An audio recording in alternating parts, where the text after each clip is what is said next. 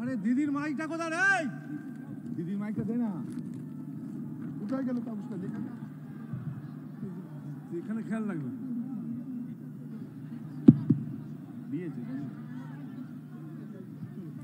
আমি শুধু অভিষেকের বলবার আগে একটা ঘোষণা করি, আমাদের মঞ্চে আপনারা দেখতে পাচ্ছেন যে ঝন্টু আলী শেখের বাবা, যিনি শহীদ হয়েছিলেন, যিনি বিশেষ করে ভারতবর্ষের জন্য লড়তে গিয়ে প্রাণ দিয়েছিলেন, তেহট্টের, তিনি এখানে এসে উপস্থিত হয়েছেন। আমরা তাকে সাদরে বরণ করব। বসুন বসুন। আমি বিতান অধিকারীর বাবা এবং মা, তারা যারা পহেলগাঁওতে মারা গিয়েছিলেন, তারাও এখানে এসছেন। আমি তাদের, আমাদের সকলের পক্ষ থেকে সেই শহীদ পরিবারগুলোকেও আমরা সম্মান জানাবো। আপনারা বসুন, তোমরা বসো না, ওদের দেখতে দাও। হ্যাঁ, আমরা আগে প্রথম তাদের সম্মান জানাবো। এক সেকেন্ড।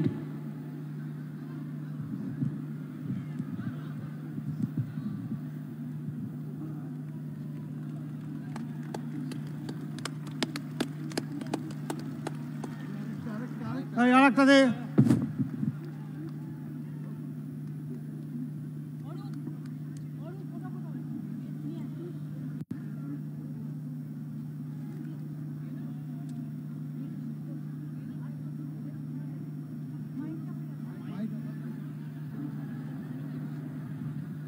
আর আমাদের দলের সহকর্মীদের পক্ষ থেকে আমরা এই দুটো পরিবারকে আমাদের সামান্য দলীয় কর্মীদের 1 টাকা করে দেওয়া, আমরা 1 লক্ষ টাকা করে এই দুটো পরিবারের হাতে আমরা 21শে জুলাই আমরা তাদের পরিবারের হাতে তুলে দিচ্ছি।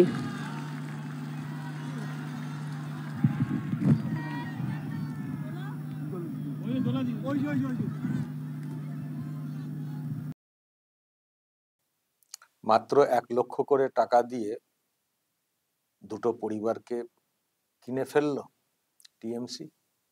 দর্শক, বা যদি অন্যভাবে বলি যে মাত্র 1 লক্ষ টাকার বিনিময়ে ছেলের যে আত্মা, সেটাকে বিক্রি করে দিল পরিবার। খুব অবাক লাগে, খারাপও লাগে যে কোথায় আমরা রয়েছি।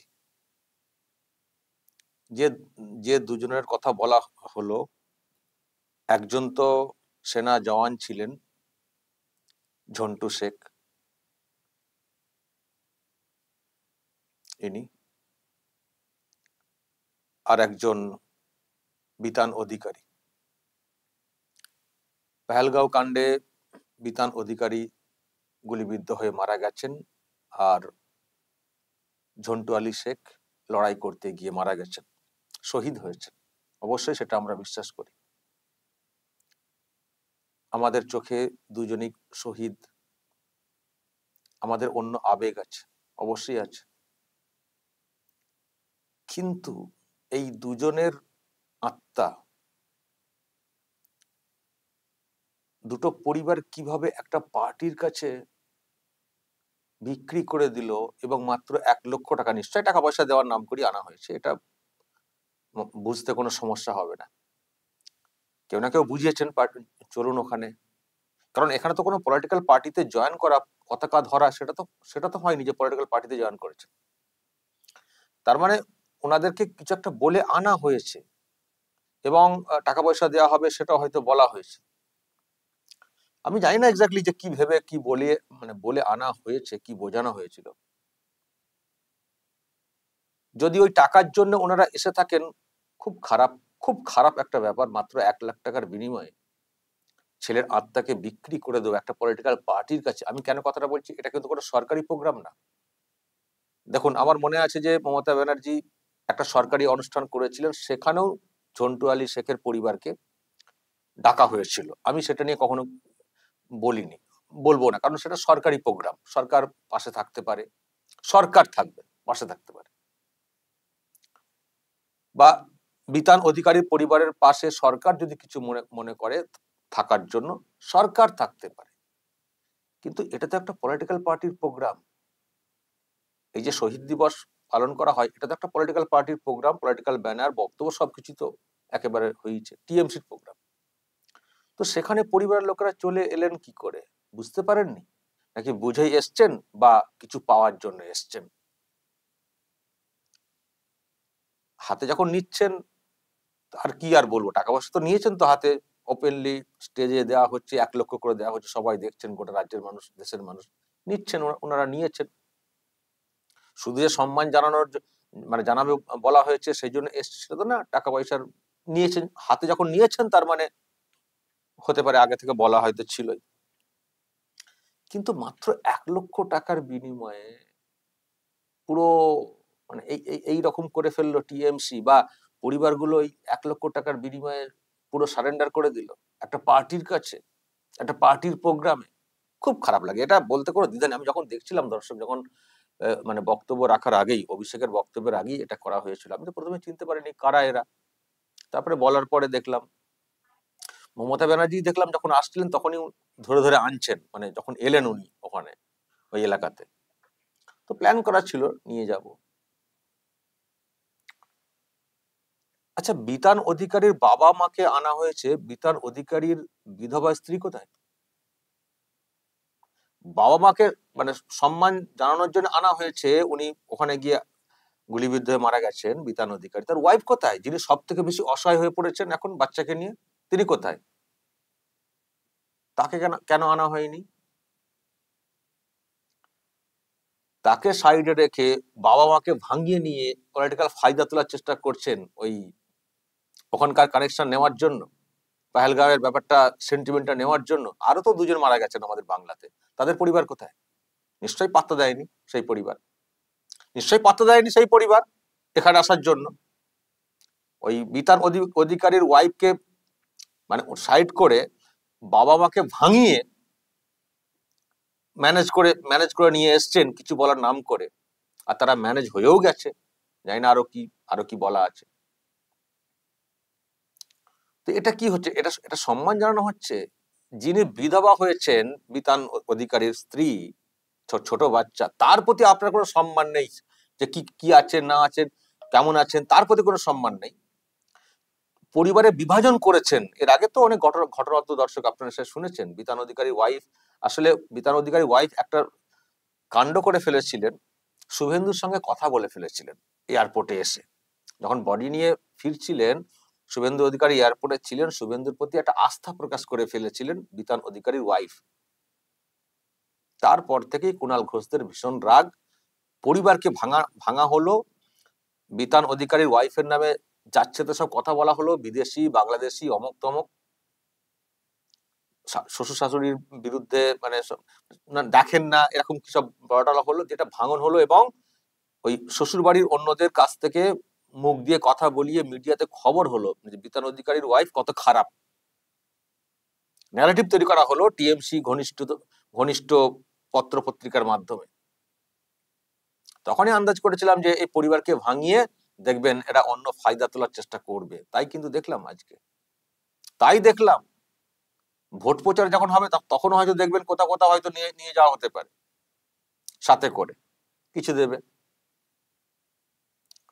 তো পরিবারটার ব্যাপারে, মানে এই পরিবারটার তো কি আর বলবো, যখন ভাঙনটা হচ্ছে তখন আন্দাজ করছিলাম।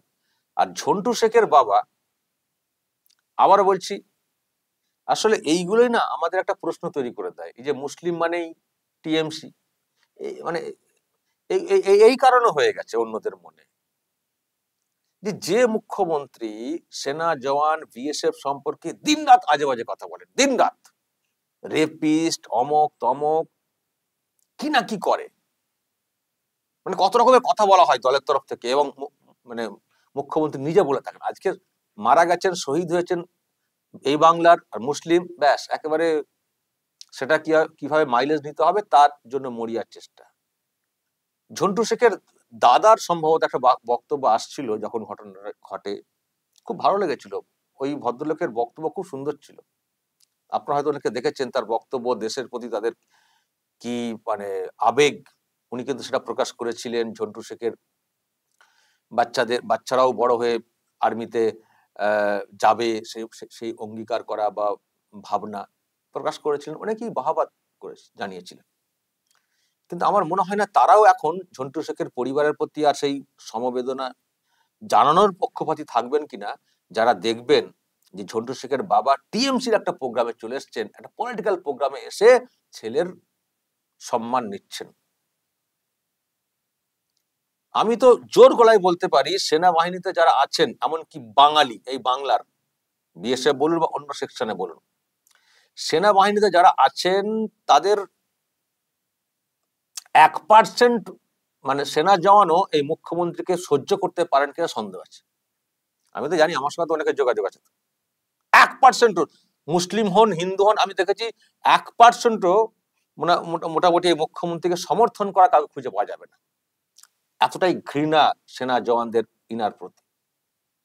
আমি জানি না ঝন্টু শেখের কি মন মানসিকতা ছিল, কিন্তু বাবা যেটা করেছেন,